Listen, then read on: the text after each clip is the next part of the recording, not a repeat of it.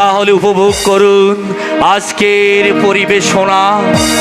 অপার বাংলার প্রখ্যাত নাট্যকার বাবু মহাদেব হালদার বিরচিত, এবার বাংলার তরুণ নাট্য পরিচালক উত্তম কুমার পরিচালিত অভিনীত ভাইগাছা নাট্য সংস্থার এ বছরের সারা জাগানো ব্যয়বহুল অশ্রুসিক্ত সামাজিক যাত্রা পালা অভাগিনী বধূ। অভাগিনী বধূ, যার শ্রেষ্ঠাংশ অভিনয় করেছেন বর্তমান যাত্রা জগতের বহুল আলোচিত ইয়ং সুপারস্টার উত্তম কুমার ও দুষ্টু মিষ্টি গায়িকা নায়িকা পূজা বিশ্বাস, নট সম্রাট বিকাশ বাবু, সন্ধ্যার জগতের রাজা অফ ডার্কনেস বাবু তুষার কান্তি মণ্ডল, মমতাময়ী মা চিন্তা দেবী, দুর্ধর্ষ ভিলেন বাবু হরিপদ পাল, সুদর্শন যুবরাজ অসিত বাবু, লাস্যময়ী মিষ্টি মেয়ে সুস্মিতা দেবী, উদীয়মান সুপারস্টার মহেন কুমার, শক্তিমান অভিনেতা অরুণ বাবু, উদীয়মান সুপারস্টার বিদ্যুৎ কুমার, বলিষ্ঠ অভিনেতা উত্তম বাবু, হাস্যরসে কমেডিয়ান কিং বাবু প্রভাস কুমার ঢালি ও সত্য প্রকাশ মণ্ডল, শাহরুখ অনিশ বাবু, যন্ত্র সঙ্গীত মাস্টার রথীন্দ্রনাথ সর্দার বাবু বিথীন্দ্রনাথ সর্দার ও জগদীশ মণ্ডল, সুকণ্ঠ গায়ক কুমার কল্লোল, দল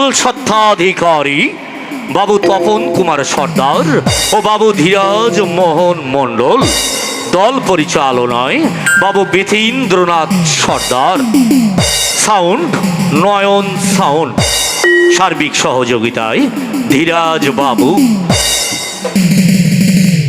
সুপ্রিয় দর্শক শ্রোতা মণ্ডলী, তাহলে আসুন আর দেরি নয়, দেখে যান এক সামাজিক মর্ম কথা।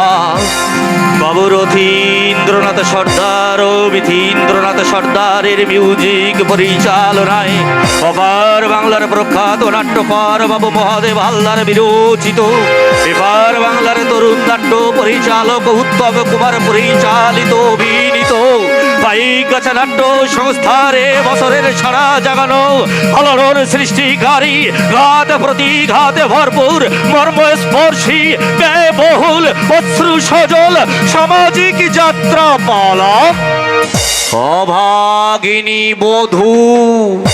অভাগিনী বধূ, তাহলে উপভোগ করুন অর্থ রজনীর নিবেদন অভাগিনী বধূ।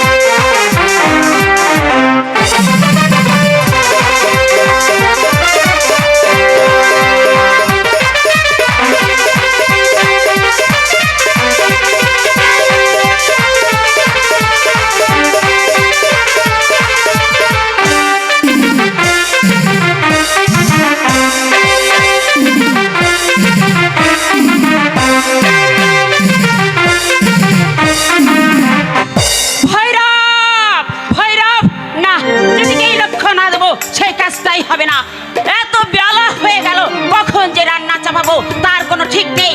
ভৈরব, ভৈরব, এই ভৈরব! আমাকে ডাকছেন গিন্নিমা? বলি এতক্ষণ কোথায় যাওয়া হয়েছিল? আমি তো বাড়ির ভিতরে ছিলাম গিন্নিমা। বাড়িতে ছিলি তো, এতক্ষণ সাড়া দেওয়া হয়নি কেন? আমি শুনতে পাইনি। শুনতে পাসনি? কাজ কতটা গাঁজা পেটে পড়েছে? গাঁজা যে আমি খাই না গিন্নিমা। থাক, সকাল বেলায় আর মিথ্যে কথা বলতে হবে না। বুড়ো হয়ে তো মরতে চলেছিস, এখন আর মিথ্যে কথা না বললেই নয়। মিথ্যা কথা যে আমি বলি না গিন্নিমা। না, তুমি একেবারে ধর্মপুত্র যুধিষ্ঠি, সত্য ছাড়া মিথ্যে বলো না। যা এখন এই 10টা টাকা নিয়ে বাজারে যা, ভালো দেখে একটা কাটা পোনা মাছ নিয়ে আসবি, বুঝলি? আচ্ছা ঠিক আছে দিন। এই শোন, পারিস তো পচা মাছ নিয়ে পয়সা বাঁচিয়ে ট্যাকে গুজিস। কি বললি গিন্নিমা? আমি পয়সা বাঁচি? তার মানে আমি বাজারের পয়সা, আমি একটা চোর। কেন এর আগের দিন তুই পচা মাছ আনিসনি? হ্যাঁ গিন্নিমা, এনেছিলাম, তবে সেটা পচা মাছ আমি বুঝতে পারিনি। কিন্তু তাই বলে আমি বাজারের পয়সা চুরি করিনি গিন্নিমা। চোর যখন ধরা পড়ে তখন সে নানা রকমের মিথ্যের আশ্রয় নিয়ে নিজেকে বাঁচাবার চেষ্টা করে। আপনি বিশ্বাস করুন গিন্নিমা, আপনি বিশ্বাস করুন, এই আমি আমার বুকে হাত রেখে বলছি, আমি এক বিন্দু মিথ্যা কথা বলছি না। যদি আমি মিথ্যা কথা বলে থাকি, যদি সত্যি কোনোদিন আমি বাজারের পয়সা চুরি করে থাকি, তাহলে রাত্রের মধ্যে আমার এই মুখ দিয়ে যেন রক্ত ওঠে। অভিনয় দেখছি খুব ভালোই শিখেছি। না গিন্নিমা, না, এটা আমার অভিনয় নয় গিন্নিমা। আপনি আমাকে যত খুশি কটু কথা বলুন, ইচ্ছে হয় আপনার ওই হাত দুটো দিয়ে আমার এই দুটো গালে আপনি মারুন।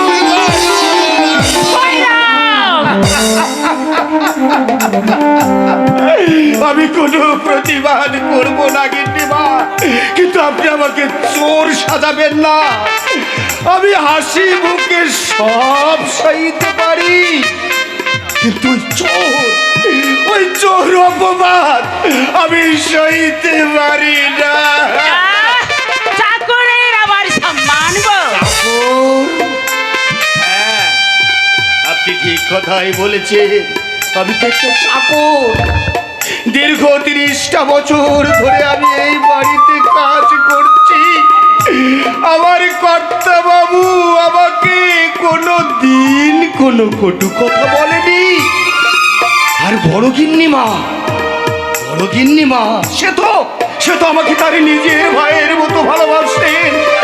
বিশ্বাস করে এই সংসারের সব কিছু আমার হাতে তুলে দিতেন। আর আজ আপনি আমাকে না, আপনি ঠিক কথাই বলেছেন, একটা চাকরের তো এটাই পাওনা।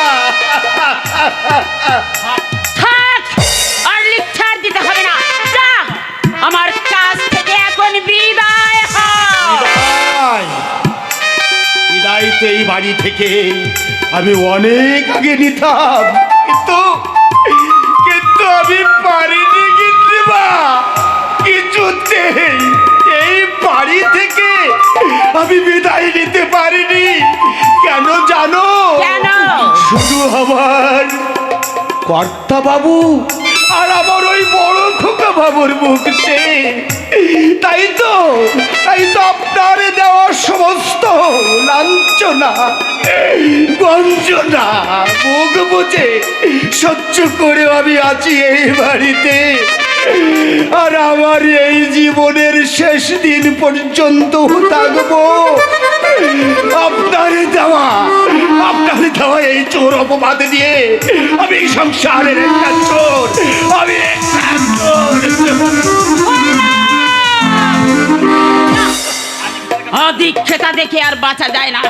সত্যি কথা বললেই অমনি নাকে কান্না। আরে দূর দূর, এমন চাকরকে ঘরের কড়িতে বিদায় করতে পারলে তবে আমি শান্তি পাই। দিদি, একটু আগে দেখলাম পুরো ভামটা চোখ মুছতে মুছতে বেরিয়ে গেল। আর বলিসনি ভাই, আর বলিসনি, ওই বেটাটা 1 নম্বরের শয়তান। সে আমি তোদের অনেক আগেই চিনে নিয়েছি দিদি, কিন্তু কিছু বলি না। কেন জানিস?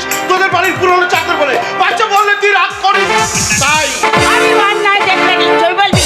আমি তো তোকে সে অধিকার দিয়ে। হ্যাঁ, তা অবশ্যই দিয়েছি দিদি, কিন্তু জানিস দিদি, ওই হারামজাদা, আমার হারামজাদাটা আমাকেও পর্যন্ত মানতে চায় না, বলে আত্মীয় থাকবে, খবরদারি করতে এসো না। এই, এত বড় কথা কই, এ কথা তুই আমাকে আগে শোনাসনি কেন? শুনাইনি, অনেকটা চিন্তা ভাবনা করে ভেবে দেখলাম কি হবে দিদি, একটা সামান্য ব্যাপারে ঝগড়া বাঁধিয়ে লাভ নেই। এই সামান্য ব্যাপার কি বলছিস তুই? তুই আমার ভাই, আর তোকে অপমান করবে আর আমি তা সহ্য করব? সহ্য করা ছাড়া আর কি কোনো পাতার ছেড়ে দিদি? ছেলেবেলায় মা বাবা দুজনকে হারিয়েছি, আপন বলতে আছিস মাত্র তুই। আর দেখ আমার কি বুড়া কপাল, মরবার জায়গা নেই, তাই বাধ্য হয়ে তোদের সংসার। আর বলিস নে ভাই, আর বলিস নে, এমন অলক্ষণে কথা বলতে নেই। আরে আমি তো তোকে কোনোদিন কিছু বলিনি। তুই না বললেই কি হবে? সেদিন জামাই বাবুর মুখের উপর কথাটা বললো, অথচ জামাই বাবু কোনো প্রতিবাদ করলেন না। তোর জামাই বাবু কোনো কিছুই বলেনি। কি বলেনি আর বলবে কি করে? ওই হারাম জাদাটা, বুঝলি, ওই হারাম জাদাটা জামাই বাবুর মাথাটা খেয়ে বসে আছে। দিদি বল ভাই।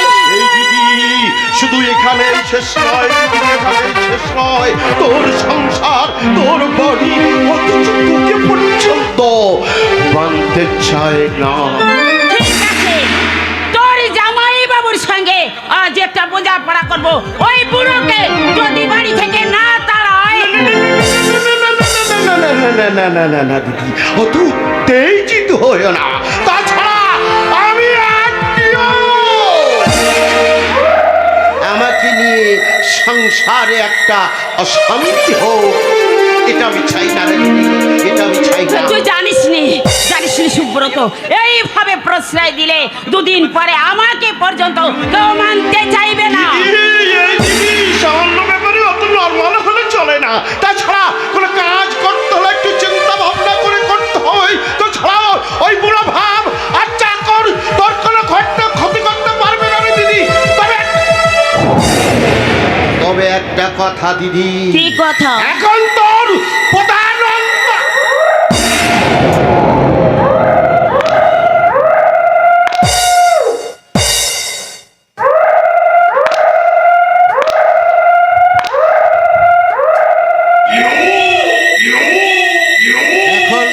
প্রধান অন্তরয় তোর ওই সতীনের ছেলে অরু।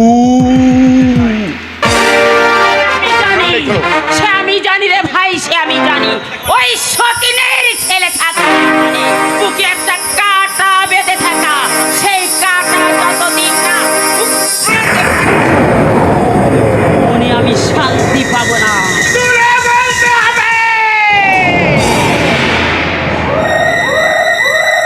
ওই কাটাটা সমূলে তুলে ফেলতে হবে।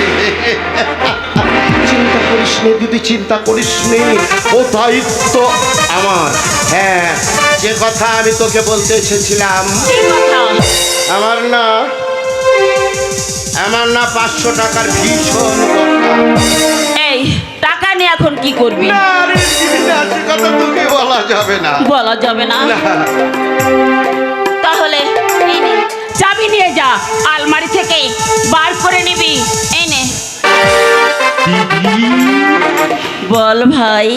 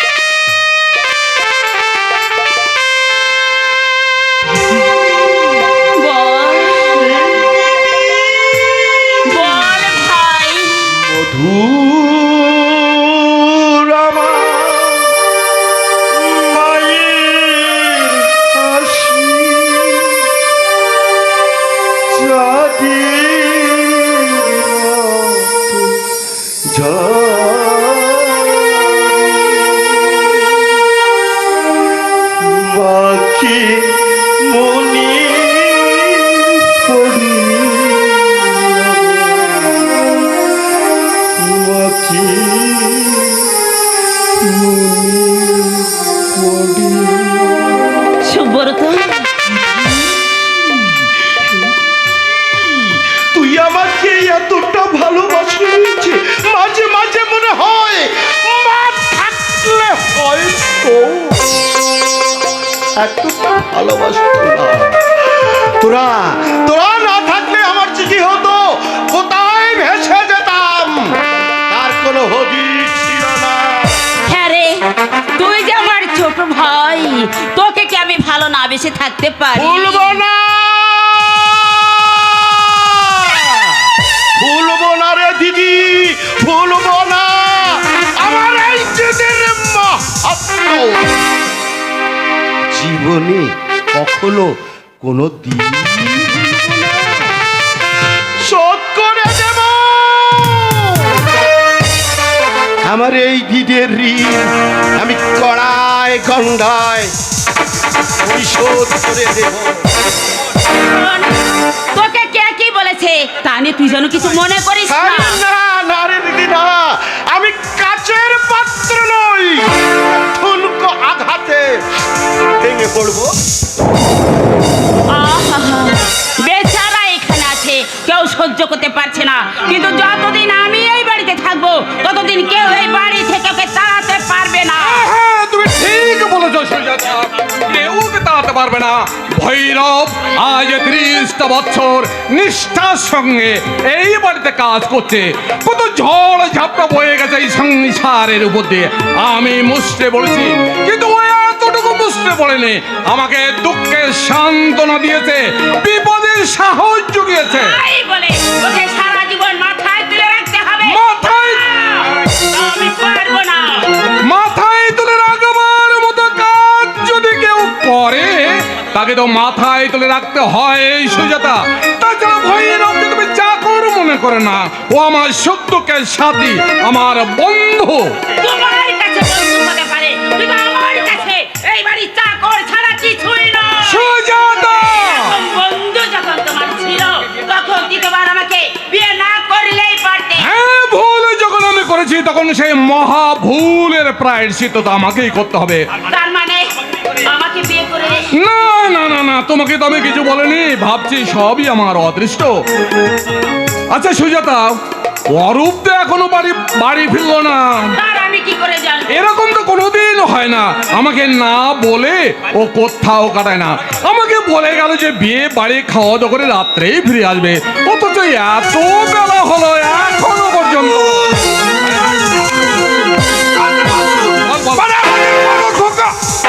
তুই চুপ করে গেলি কেন, বল। না মানে বাবা বলছিলাম, আরে আমি আছি গো, আমি আছি, আমার সামনে হয়তো বলা যাবে না। না না না, তুই চুপ করে থাকি না। ভৈরব, বল কি হয়েছে? কাল রাত্রি থেকে অরূপের জন্য মনটা আমার বড় ছটফট করছে।